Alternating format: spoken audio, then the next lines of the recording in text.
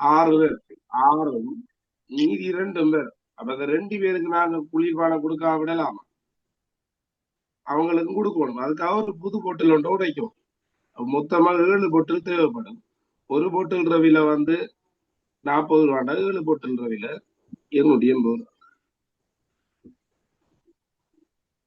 அடுத்த கேள்வி, உருவில் காண கிடைக்கும் செங்கோணங்களின் எண்ணிக்கை.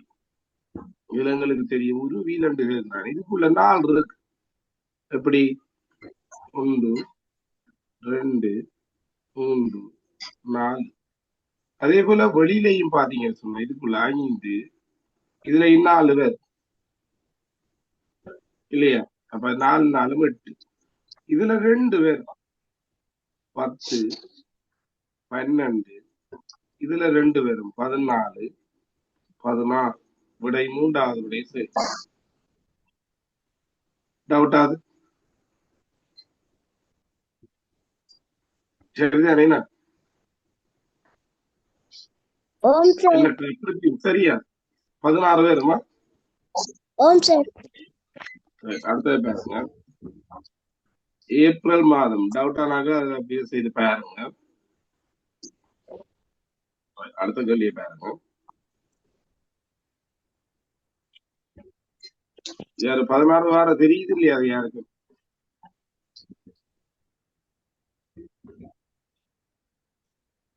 தெரியாட்டி சொல்லுங்க. ஒரு திருப்பி சொல்லிதான். 30வது விலகல காணீங்களா? இப்ப கிளியரா உங்களுக்கு கிட்ட தெரியும். இதுல பாருங்க, இதுக்குள்ள 1 2 3 4. அதே போல இதுல 5 6 7 8 9 10 11 12 13 14 15 16. அடுத்த காணுங்க.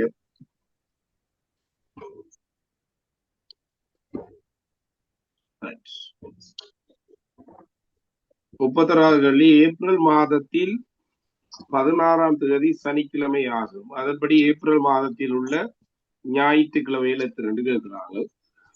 14 தான். ஏனென்றா ஏப்ரல் மாதத்துல 30 நாள் தான் இருக்குது. 16ஆம் தேதி சனி என்றா 16 சனி என்றா 9 சனியா இருக்கும், 2 சனியா இருக்கு. அப்ப 1ஆம் தேதி வெள்ளிக்கிழமையா இருக்கு. 30 நாட்களை கொண்ட மாதத்துல 1ஆம் தேதி வாரதும் 2ஆம் தேதி வாரதும் மட்டும்தான் 5 இருக்கு. மற்ற 4 தான் இருக்கு. இப்ப 3ஆம் தேதி தான் எங்கட ஞாயிற்றுக்கிழமை வரப்போகுது. அந்த ஞாயிற்றுக்கிழமைன்னா 3 7 கூட்டினா 10, 10 7 கூட்டினா 17, 11 கூட்டினா 24 தான் வரப்போகுது. 31 வேறாதே. 2030 நாள் தான் இருக்கு. அப்ப விடை 2ஆவதாக இருக்கு. இதெல்லாம் பேசிக் தியரியல். அதாவது 31 நாட்களை கொண்ட மாதம் வாரத்துல 1ஆம் தேதி வார நாள், 2ஆம் தேதி வார நாள், 3ஆம் தேதி வார நாள் 5 இருக்கும். மற்றெல்லாம் 4 இருக்கும். 30 நாட்களை கொண்ட மாதத்துல 1ஆம் தேதி வாரம், 2ஆம் தேதி வாரம் 5 இருக்கும். மற்றெல்லாம் 4 இருக்கும். ஆனா இது கலண்டரை பற்றி உங்களுக்கு கிளியரான விளக்கம் சொல்லி தந்திருக்கிறோம். அடுத்த பாருங்க. இந்த தாயக்கட்டையில் எமது தற்போது எமக்கு புலப்படும் சிறிய வட்டங்களின் எண்ணிக்கை 9 ஆகும். இதன்படி தாயக்கட்டை தமக்கு புலப்படாத என்று கேட்கிறார். எங்களுக்கு தெரியும் ஒரு ஒழுங்கான தாயக்கட்டையின் எதிர்ப்பக்கங்கள கூட்டுத்தொகை எத்தனை பேர்? 7 இருக்கு.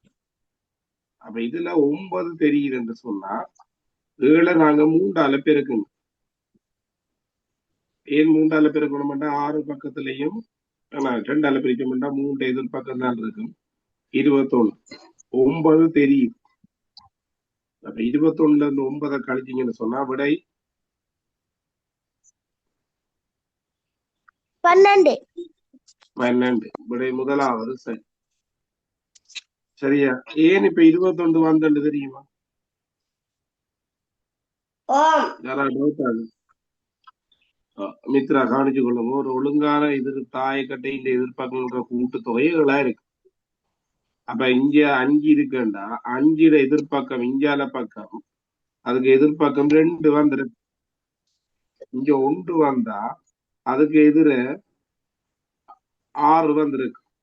இங்க 3 வந்தா அதுக்கு எதிர 4 வந்திருக்கு. இவ்வளவையும் கூட்டுனாத்தான் 12. அதான் நான் பார்த்தேன். இவங்களுக்கு தெரியும் எதிர்பக்கங்களோட கூட்டத்தொகை 7 3 எதிர்பக்கங்கள் தான் இருக்குது. 6 பக்கம் 3 எதிர்பக்கம் தானே இருக்கு. அப்ப 7 3ஆல பிறகுன்னா 21. அதுல இருந்து கண்ணுக்கு தெரியறத கழிச்ச உடனே கண்ணுக்கு தெரியாது. Okay sir. அடுத்தது பேர் 33வது கேள்வி.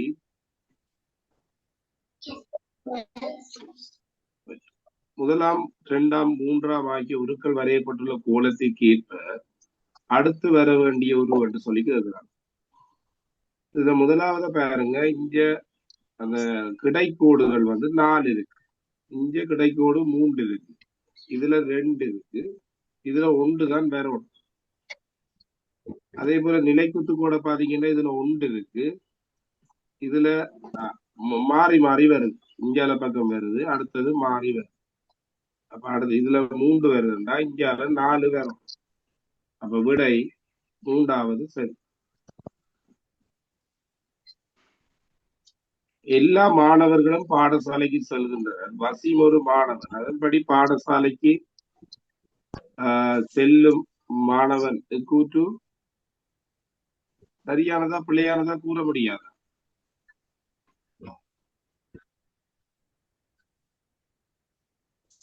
யாராவது ஒரு ஆள் பாப்போம். கூற முடியாது. ஏன் கூற முடியாது சொல்றீங்க? அவர் சிலவுல போகாமலும் இருக்கலாம். அவர் ஒரு மாணவன் தானே. அப்ப அது சரியானது.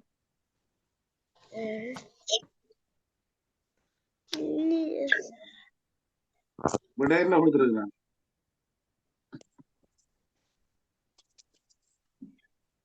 9வது.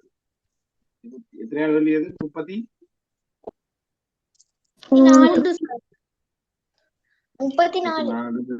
2வது கொடுத்திருக்கலாம். சரியா? வசீம் ஒரு பாடசாலை மாணவன். வசீம் பாடசாலைக்கு போவான்.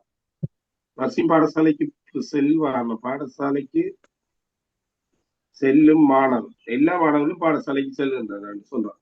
அதுல வடிவா தந்து எல்லா மாணவர்களும் பாடசாலைக்கு செல்வாங்கன்னு சொல்லியிருக்கோம். வசீம் ஒரு மாணவன் சொன்னா வசீமும் பாடசாலைக்கு போவான். சரியா? இப்ப நான் சொல்றேன் இதுல எல்லாரும் வெட்டுப்புள்ளிக்கு மேல எடுத்தாங்க. அப்ப ஆரோடு இதுல வெட்டுப்புள்ளியை குறைய எடுத்தாங்க இல்லதானே? அப்ப சரியான விடை சரியானது. இப்ப இப்படி வந்தா எப்படி என்று சொன்ன வழியா கவனித்துக் பெரும்பாலான மாணவர்கள் பாடசாலைக்கு செல்கின்றனர். வசீம் ஒரு மாணவன், அவன் பாடசாலைக்கு செல்வான் என்பது அது கூற முடியாது. என்ன பெரும்பாலான மாணவர்கள் பாடசாலைக்கு செல்றாங்கன்னா குறைவளந்தளவான மாணவர்கள் பாடசாலைக்கு செல்லல. அப்ப அதால அதுக்கு சரியான விடை சரியானதுன்றது சரி. ஏனென்றா எல்லா மாணவர்களும் கிறிஸ்திக்காத விளங்குற என்னன்னு சொல்லி எல்லா மாணவர்களும் பாடசாலைக்கு செல்றன்னு சொல்லி தந்துட்டாங்க. அப்ப அதால அதுக்கு விடை சரியானது என்பது சரி. அடுத்த 35வது கேள்வி பாருங்க. சொல்லு. இந்த வடிவத்தை ஒரு செவ்வாய் வடிவமாக மாற்றுவதற்கு அகற்றப்பட வேண்டிய சதுரங்களில் குறைந்தபட்ச எண்ணிக்கை. நாம வஸ்துக்கு கீழே நிறைய இருக்கிற செவ்வகத்தை பார்ப்போம். அப்ப மேல பார்த்தோம்னா 1 2 3 4 5 6 சதவீதம் அகற்றணும் சார். இதுவும் சார் மேல இருக்கிற 3 அங்க வெட்டி விட்டு இருக்கிற எல்லாம் ஆட்டி விட்டாச்சு. ஆட்டி விட்டு சொன்ன விடை 6ஆக இருக்கு. இப்ப நீங்க ஈஸியா செய்யுங்கள, இப்படி செய்யுங்கள, இதை வெட்டி விடுங்க. இது கட்டாயம் வெட்டத்தான் வேணும். இது கட்டாயம் விட்டோம், இது கட்டாயம் விட்டோம். 3 போயிட்டு ஆனா பாத்தீங்கன்னு சொன்னா செவ்வகம் இல்லை. இந்த 2 அகற்றி விட்டா அது சதுரமா போயிடும். அப்ப நீங்க இந்த 3 அகற்றி விட்டாதான் சரி. அப்ப விடை சரியா? எனக்கு ஒரு அண்ணாவும் ஒரு அக்காவும் உள்ளது. எனது அம்மாவிற்கு 2 மகன்களும் ஒரு மகளும். அப்ப சொல்றது கட்டாயம் அந்த குடும்பத்துல கடைசி ஒரு பிள்ளையா இருக்கும். அது கட்டாயம் ஒரு போயா இருக்கும். இளைய மகன். இளைய மகன் இருக்கு. பாசி என்ன என்ன வண்ணங்கள் இருக்கும் உந்தன் சட்டையில், என்ன என்ன ஆசைதான் எனக்கு விரல் போதாதே. இப்பாடம் மூலம் வர்ணிக்கப்படும் பிராணி வண்ணத்து பூச்சி. 38வது கேள்வி பாருங்க. இதுல கட்டானா திரும்பி அதே இதுல ஜாயின் பண்ணுங்களா?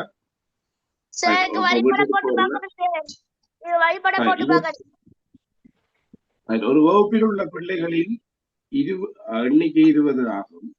அதில் 12 பேர் நீல நிறத்தை விரும்புகின்றனர், 13 பேர் பச்சை நிறத்தை விரும்புகின்றனர், 2 நிறங்களையும் 5 பேர் விரும்புகின்றனர். அதன்படி நீல நிறத்தை மட்டும் விரும்புகிறார்கள் கேட்கிறாங்க. அப்ப நாங்க என்ன செய்யணும்? சொல்லடா. ஒரு வட்டத்தை போடணும், அதுக்குள்ள ஒரு டேஷ் பண்ணிட்டு நீல நிறம் போட்டு அதுக்குள்ள பட்டத்தை போடணும்.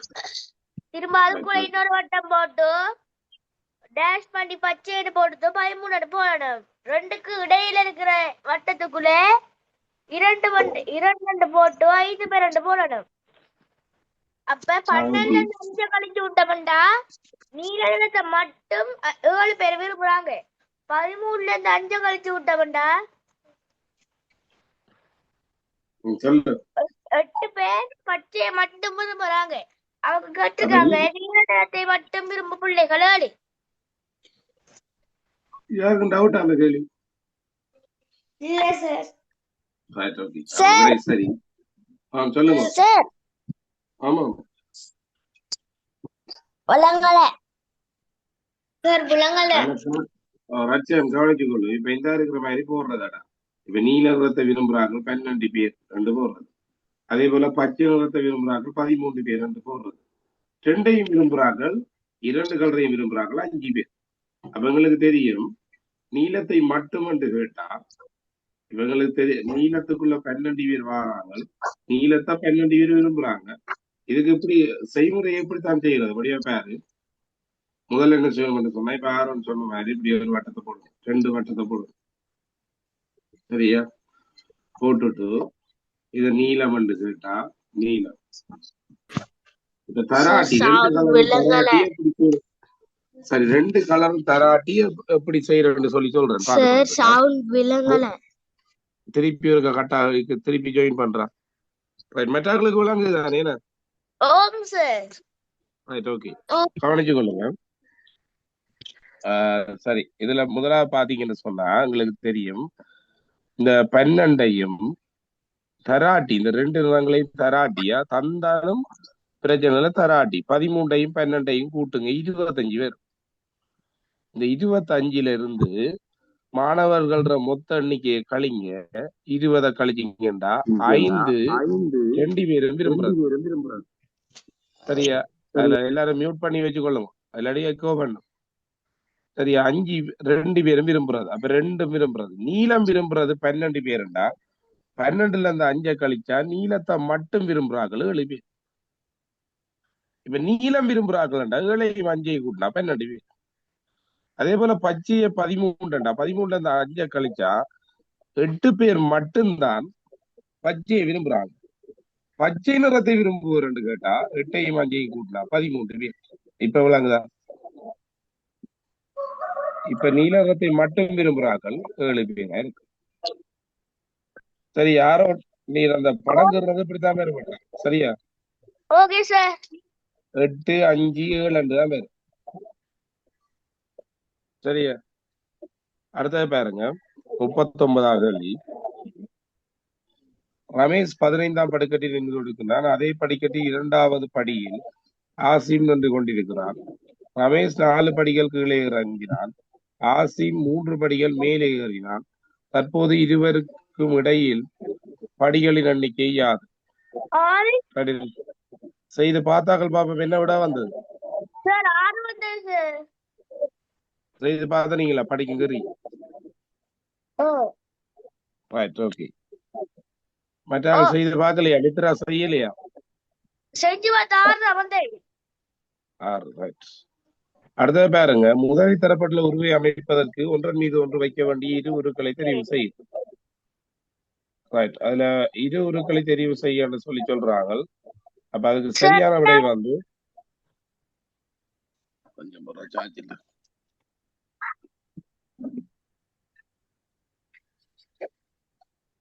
Right, okay.